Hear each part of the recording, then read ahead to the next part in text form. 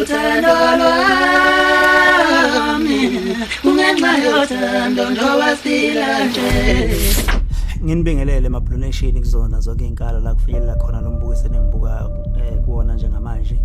Nginibingelele sizo sonke esikhulu esikaMaskandi.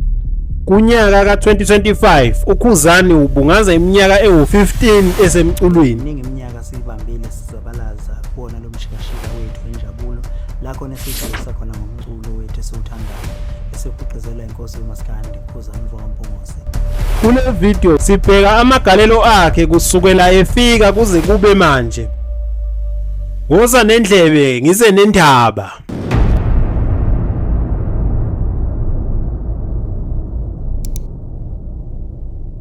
Sanibona babukeli.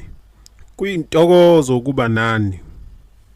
uKhuzani ungumculi oseyibambe isikhathi eside kuMaskandi elokhu esematheni iminyaka elandelana.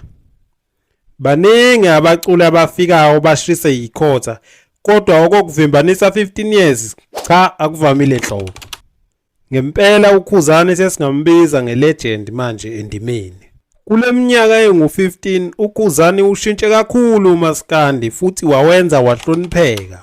Lenkakha yomculi yafika ngalesikhathi kubukeka ngathi uMaskandi uyashabalala emva kokudlula emhlabeni kweqhawe belithandwa umhlaba wonke umgqumeni.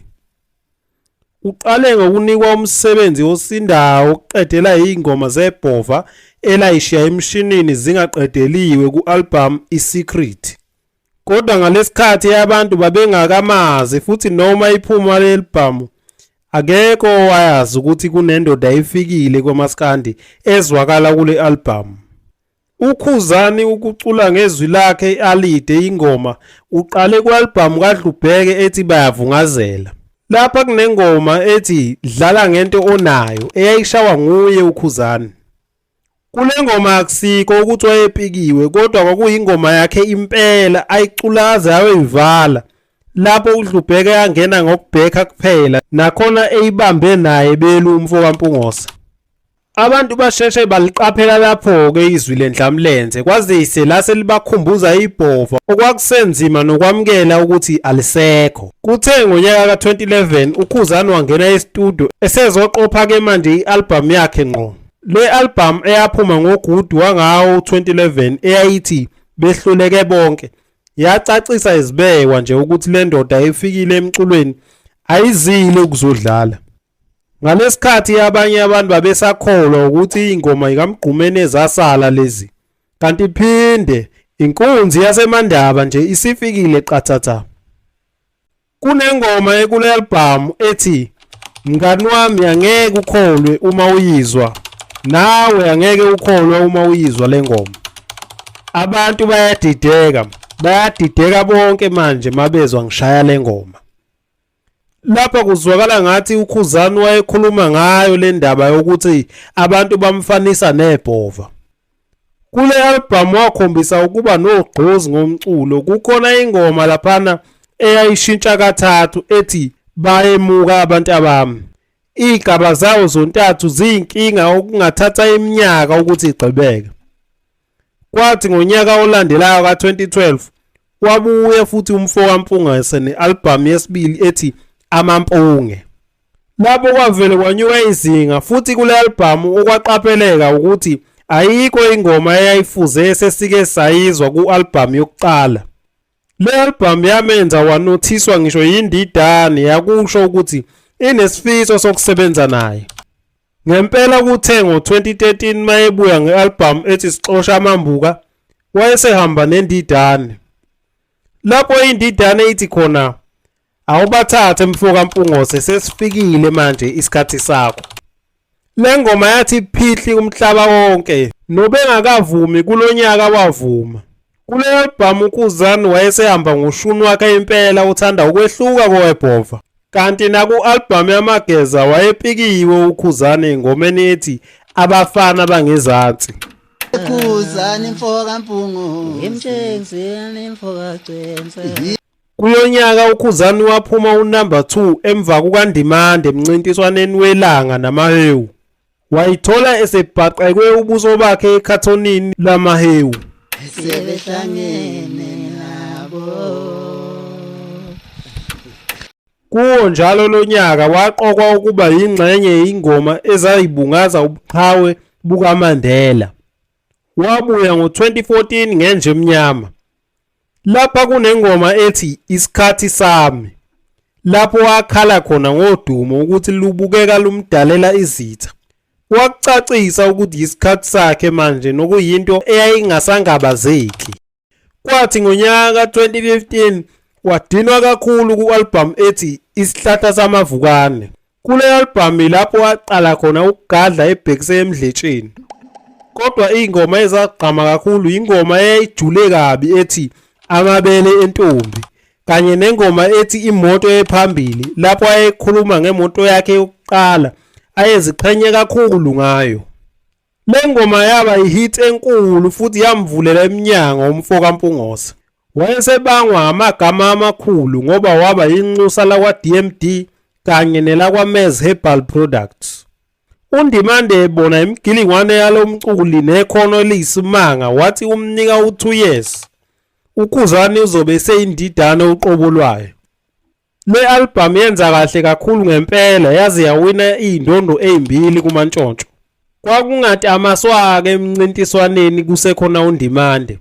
Lokhu nje kukodwa kwaba isimanga sangempela. Kwathi mayedlula emhlabeni indidane kwacaca manje ukuthi kumele kuvaleke lesikhala esesivulekile emculweni.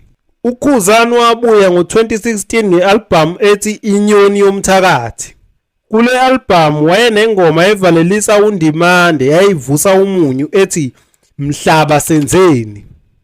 Ngendlela eyayigabe ngamanoni ngakhona le album kuyabonakala ukuthi uKhuzani wayesebhala isitatimende sokuthi nguye osethatha izintambo kuNdimande. Kunengoma ethi Qula Kwedini la ehlanganise khona uDSD, uHlubheke kanye neMfezi Emnyama. Kule ngoma uKhuzani ubabaza ukuthandwa kwakhe ngisho amaXhosa eEastern Cape. Kanti-ke ubuchule bokwenyusa abalandeli ngisho kwelamaXhosa. Yake yavimbanisa le ngoma unyaka wonke ka-2016. Inyoni Yomthakathi abaningi bathi i-album ewadlula wonke yakaKhuzani. Akusiyo into engingayiphikisa, le album yawola izindondo eziningi. Yabuya neBest Maskandi kuMasama, yiBest Maskandi kuMantshontsho, Best Selling Album kuMantshontsho, Song of the Year kuMantshontsho. Wabe sehlabana ngeKZN Young Achiever okuyinto eyayingakaze yenzeke endimeni. Ngonyaka ka-2017 sabuya isilwane nge-double disc album Isicaxa Samaxuki. Le album yahamba kakhulu ngendlela emangalisayo yashaya igolide, into ekade ingasavamile kuMaskandi. Ngalesikhathi ubeseyinxusa kwaJonathan D kwaCMT lapho ayegqugquzela ukuthi kusokwe nakwaShow Me Your Number. Kwaqala manje amahlebezi ukuthi uthwele umfo kaMpungose. Kwazise lapho beseqalile evusa umuzi wakubo. Ngonyaka ka-2018 wayesebukisa ngempela. Wavele wenza isimanga ekhipha i-album ethi Inhlinini Yoxolo Part 1. Wathembisa uPart 2 kungekudala. Kulonyaka wakhala wemuka nendondo yenkulukazi kuma-DStv Viewers Choice ye-Favorite Artist or Group. La ayeqhathwe khona nezinkakha zakweminye imculo esingabala kuzo u-AKA owayeshisa bhe kulezi insuku ne-Distraction Boys eyayingathintwa nhlobo.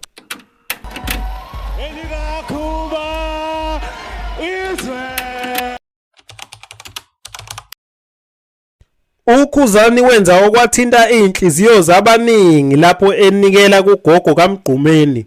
Kwasuka umkhankaso lapho nabanye abathintwa isimo sakhe bafaka isandla. Ngizomhambisela ugogo, ngivumelene naye ukuthi ngomsombuluko ngizomhambisela uzongilayela lapha khona. Ngalonyaka wakhipha kabili nokuyiwo wodwa unyaka asewake waqhulula ama-album amabili kuwo. Kodwa njengoba Inhlinini Yoxolo Part 2 yaphuma ngoDisemba nje, kwase kusho isigaba esisha lapho uKhuzani esezokhipha ngoDisemba njalo. Kule album kwavimbanisa kakhulu ingoma ethi Izwe Elikakhuba eyadlalwa yaphihlika umhlaba wonke jikelele. Ngonyaka ka-2019 uKhuzani wagila imanga esukela eMabhida ethi ayigcwale phezulu kushe ingoma. Leli yiphupho elithusayo kakhulu kodwa indlovu yathi ingenzeka lento futhi yathi mayikwenza yafaka nabanye omaskandi yangayibala yodwa eqhulwini. Abantu bafunda ngalowo nyaka ukuthi umaskandi unamandla kakhulu. Wakhipha inhloko nesixhanti i-album eyashintsha kakhulu isitayela sakhe. Lapha kunengoma eyayithi uTsotsi apika kuyo uSiphesihle Zulu owayekade engakaze acule phambilini kodwa uKhuzani wabona ikhono kuye wamfaka e-studio kanye noLuve. Leya ngoma bayithanda abantu futhi abaculi abaningi bayithatha nabo leyo kufaka umculi wesifazane umbhanqa nesitayela sikaLuve. Uqhubekile ngo-2020 wagila imanga lapho ekhipha i-album eyayivutha bhe ethi Isipoki Esingafi. Lapho kwakunengoma ethi Ijele eyavele yaphuma esandleni yagcwala umhlaba wonke ngisho nangaphandle kukaMaskandi. Kuthe kusabhekwe lokho wafika wawola indondo ezimbili kuma-KZN Entertainment Awards okuyi-Best Maskandi kanye nenkulu kakhulu i-KZN's Most Loved. Lapho wayeqhathwe neyinkakha o-aka Robert Marawa, Black Coffee nabanye. Njengoba sazi sonke ukuthi lo nyaka bakithi wayejele. Ukhona ophikayo. Ophika lokho akayibhishi asizolala ebalini. Okay. Wathi mawuphela lo nyaka wahlabana ngeSong of the Year uKhuzini ngenoni lakhe elithi Ijele. Lapho waqopha khona umlando ngamavoti angu-900,000. Emlandweni wokuvotelwa kweyonyaka uKhuzini kwakungakaze nakanye kufike ngisho ku-half waleyo namba. uKhuzani ukhombise ukuba umhlanganisi wabantu lapho esungula imidlalo yebhola ngonyaka ka-2021 ebambisene noBig Zulu. Leyo mdlalo yathakaselwa kakhulu yihlabani zabaculi zahlangana zaqhudelana kowebhola. Le midlalo iphinde yabuya-ke ilokhu ikhomba ukukhula unyaka nonyaka. Ngawo lo nyaka waba ne-reality show yakhe ku-SABC1 lapho sasilandiswa nje ngempilo yakhe. Wabuye waqokwa ukuthi ayomela iSouth Africa yonke jikelele kwi-Dubai's Expo 2020 okwakumele ibe ngo-2020 yahlehlela ku-2021 ngenxa phela yokhuvethe. Ngonyaka ka-2022 waqokwa ukuthi ayomela iSouth Africa kanye noMaskandi kwelaseNgilandi. Wabuye wakhipha i-album Umqhele Nethawula eyagila imanga yaze yamklomelisa ngeSummer Award ye-Best Maskandi. Wadida abaningi umfokampungose seqhamuka ne-event ehleleke ngendlela ixakayo okuyigcwalisa All White Spring Picnic. Kule event kugqokwa umbala omhlophe yonke into ibe mhlophe ngathi kusezulwini kanti phinde kuzoshawa nje ingoma. Lo mcimbi osezingeni lomhlaba uqhubekile ulokhu ukhula unyaka nonyaka. Abaculi bababaza indlela obakhokhela ngayo ngesikhathi. uMafikizolo wake wabhala ngo-2023 ebonga uKhuzani ne-All White Spring Picnic ukuthi imnike ithuba manje usezokwazi ukungena e-studio enze ezinye ingoma ngaleyo mali. Emva kwalapho uMafikizolo wakhipha ingoma ethi Nguye Lo eyadla abantu kabuhlungu. Kwaqopheka umlando lapho uBig Zulu noKhuzani bebize abaculi kumdlalo webhola futhi. Kulokho usubukeka usezingeni eliphezulu lapho umculi we-hip hop uCasper Nyovest no-aka abaziwa njengeimbangi bahlangana badlala ibhola ndawonye. Wathi uNyovest eshaya enqaku kwasuka u-aka wayomjabulela. Loya mzuzu wawungeke wenzeke ngaphandle kwalemidlalo waba obaluleke kakhulu ikakhulukazi uma u-aka esedlula emhlabeni. Wakhuphuka kakhulu ke manje umfowakhuba esethula i-energy drink yakhe.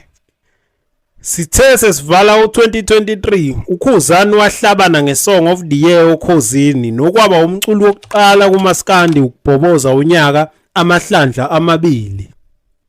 Ngonyaka ka-2024 nanguya eyosimela phesheya kwelaseDubai ehamba neClement Choir bashiya abelungu bengawuvali umlomo. Kulonyaka uSidide wasiqeda esethenga i-truck engena embonini yokuthutha impahla. Kanti noMaskandi uyakwazi ukungena kulamabhizinisi. Kanti nasengobeni ubengayibekile phansi i-album yakhe ethi Angidlali nezingane yaba eyokuqala ngqa kuMaskandi ukuqhwakela kwa-Apple Music. Maningi amagalelo kaKhuzani kuleminyaka engu-15 esemculweni. Futhi ngempela uma singawabala wonke kungabuya uJesu. Ngalesikhathi uneyindondo eziwu-22 sezizonke nama-album awu-15. Cha, angiyibambe lana. Ungakhohlwa nangephutha phela ukusubscribe ukuze uzozwa kabanzi ngomculo wakithi.